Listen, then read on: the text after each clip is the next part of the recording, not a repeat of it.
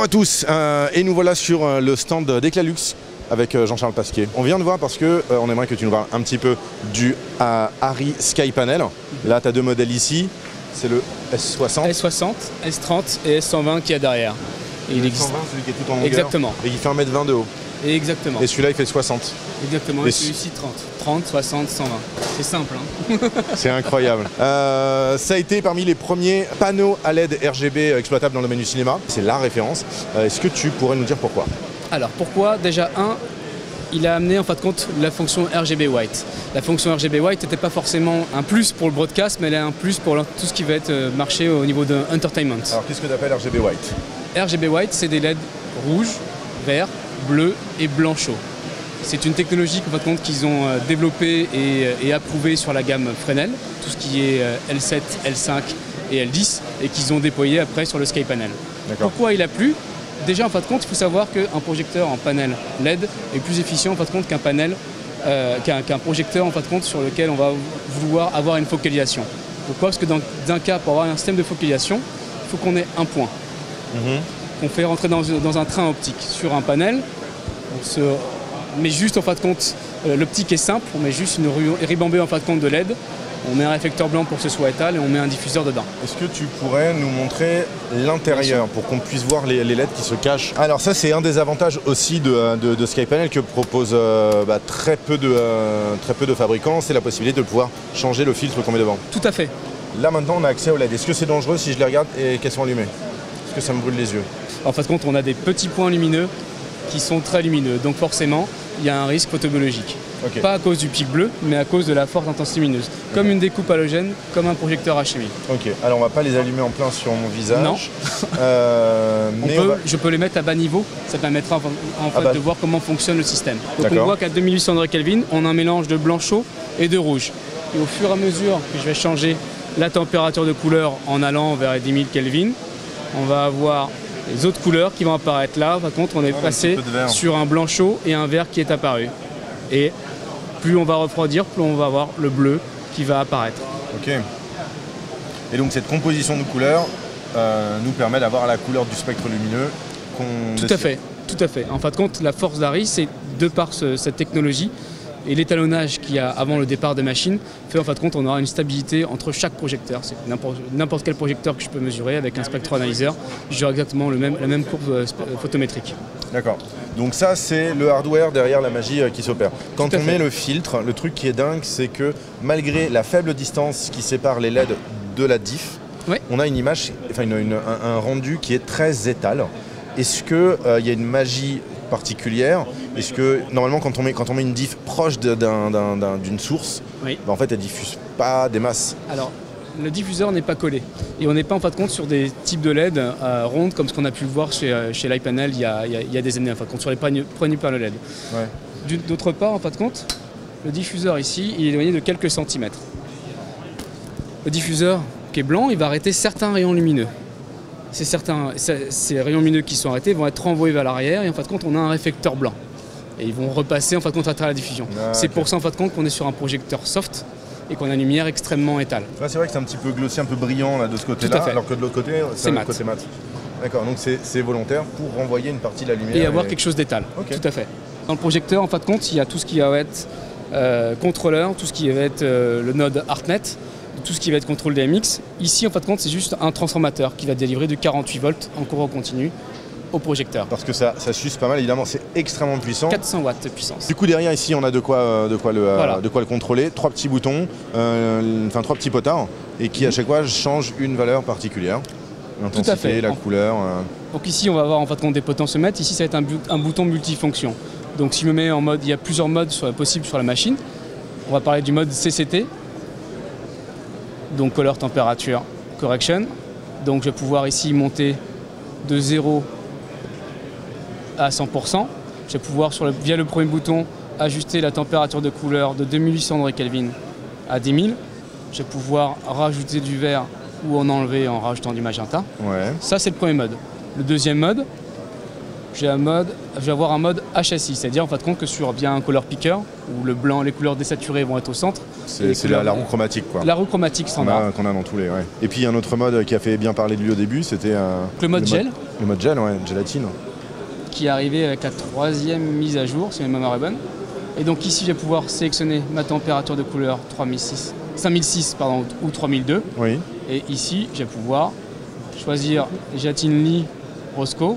Donc mettons que je prenne par exemple un correcteur, je mets en double CTB, je la sélectionne via ce bouton multifonction. Ouais. Je choisis ma température de couleur à l'arrière du panneau 3002 ou 5006. Et il va appliquer numériquement ce filtre de la même manière que si jamais j'avais pris mon rouleau de gélatine et que je l'avais mis devant le spot qui avait cette température de couleur. Tout à fait. Et il y a un autre truc aussi qui a fait beaucoup parler du SkyPanel, ça a été les modes effect. Tout à fait. Les effets spéciaux qu'on peut faire avec, jouer avec la lumière. Donc à partir en fin de compte de ce Lighting Effect, il y a plusieurs modes qui vont apparaître. On va peut-être pas tous les faire, mais est-ce que tu peux nous montrer Alors celui qui plaît énormément, c'est le Cop Car. Je vais pouvoir choisir un gyrophare bleu, rouge et bleu, bleu et blanc, bleu, blanc, rouge, cocorico. Et je vais pouvoir choisir en fin de compte si on est sur un gyrophare en single, en double, en 5. C'est très très complet, ça fait beaucoup de réglages pour juste un éclairage. Exactement. Moi à l'époque, quand on voulait complexifier l'éclairage, on mettait juste un dimmer entre la prise et la manda et puis c'était ça, quoi. C'était ça, mais quelquefois on a besoin d'un flicker master. Oh là là. Un flicker master, c'était un gradateur intelligent sur lequel en fin de compte on pouvait mettre des courbes sinusoïdes, carrées ou pas, et en fin de compte reproduire des effets de feu, des effets de flamme ou des effets de pulse de pharmacie ou de carottes, tabac et autres. Et l'idée en fin de compte, c'est qu'aujourd'hui avec le marché de la LED qui arrivait, on n'avait pas ce genre d'outils. Donc on utilisait une console DMX. Il y a très peu d'opérateurs consoles dans le métier du broadcast et dans le métier en fin de compte du cinéma. Donc il y avait un manque. Et donc Harry a sauté dessus et s'est dit je vais l'implémenter directement dans la machine. Après évidemment on peut parler du poids. Sûr que là du coup on n'est plus sur la LED traditionnelle, on est sur un truc qui est beaucoup plus costaud. Tout à fait, donc la tête pèse 12 kg et l'alimentation pèse 3 kg. Et il est possible de mettre l'alimentation d'accrocher derrière. Tout à fait. De manière à avoir juste un câble qui pendouille jusqu'à la prise. Exactement. Ou même dans le cas d'utilisation sur batterie, on n'a plus besoin du tout du transfo. C'est une double semelle Veloc qui va à l'arrière et le projecteur sera autonome. Mais dans la mesure du possible au vu de regard des capacités de la batterie. Et donc en fin de compte, si on utilise la prise batterie, on va utiliser le SkyPanel à 50%. C'est ça, parce que 400 watts, il faudrait beaucoup... Sur 2 Veloc, ça fait pas beaucoup. Et la dernière mise à jour en fin de compte qu'il y a eu sur le SkyPanel, c'est l'arrivée de Stellar. Stellar, c'est une application qui a été mise en ligne après l'IBC. Oui. Donc là, très bêtement, j'ai juste branché un routeur Wi-Fi à 20 € sur le projecteur. Tous les projecteurs sont reliés entre eux en DMX. Ouais. Tous les projecteurs Harry étant RDM. Je vais lancer l'application, je vais scanner et tous les projecteurs qui sont présents sur le réseau vont être reconnus. Je vais sélectionner et à partir de là, je vais pouvoir... Là, j'ai toutes mes fixtures qui sont apparues. Donc j'ai le L10, j'ai le L5 qui est au bout, le L7 au milieu. Ce que tu appelles les fixtures, c'est... Les machines, les projecteurs. Ouais. Et à partir de là, on va prendre par exemple le S60 vu qu'on est devant. Je vais pouvoir commander le dimmer. C'est bien trop fort. Changer la température de couleur ou directement par exemple la rentrée. Par exemple, je vais pouvoir, mettons qu'on mette 4300 degrés Kelvin. Ok. Et le projecteur va se mettre à 4300 degrés Kelvin. Ok, donc tu peux tout contrôler avec cette application Stellar. Tout à fait. Et je contrôle tous les projecteurs. Ok, et donc du coup, c'est quoi? Tu les contrôles après en DMX ou il faut que chacun de ces projecteurs soit relié à un boîtier Wi-Fi ou Alors il y a plusieurs choses qui sont possibles. Dans la configuration dans laquelle j'ai déployé ici, c'est la configuration la moins chère. C'est-à-dire que j'ai pris un bête routeur Wi-Fi grand public. J'ai utilisé la carte Node, le Node DMX qui est à l'intérieur du SkyPanel. Et après, en fin de compte, vu que c'est un Node, il transforme l'ArtNet qui est rentré dans le projecteur en DMX et il communique le DMX à toutes les machines. Vu que toutes les machines Harry sont RDM, le signal n'est pas que dans un sens, les machines communiquent l'adresse à toutes les autres machines. D'accord. Et la force du système Stellar, c'est qu'au final, Sur le SkyPanel, on a 23 modes possibles et sur les L7, on a la série L, on a plus d'une douzaine de modes possibles. Donc la série L, c'est la série des Fresnel. Des Fresnel. Et en fin de compte, l'application, tout à fait, RGB White. Et toutes les machines, je vais pouvoir gérer leurs modes différents. Très bien. Et alors du coup, combien est-ce que ça coûte? Un SkyPanel S60 seul est autour de 5 600 €. 5 600 hors taxe. C'est ça. Ok. Les S30 autour de 3 500. Dans la même application. Donc ça fait partie des projecteurs les plus cotés. C'est pas également les projecteurs les moins chers. Mais c'est parce qu'ils sont... Aujourd'hui, il n'y a pas vraiment d'équivalent au S60 sur le marché. On pourrait éventuellement plus chercher d'équivalent au S30, mais équivalent au S60 avec RGB White, équivalent S120 et au 360, ça n'existe pas à ma connaissance. D'accord.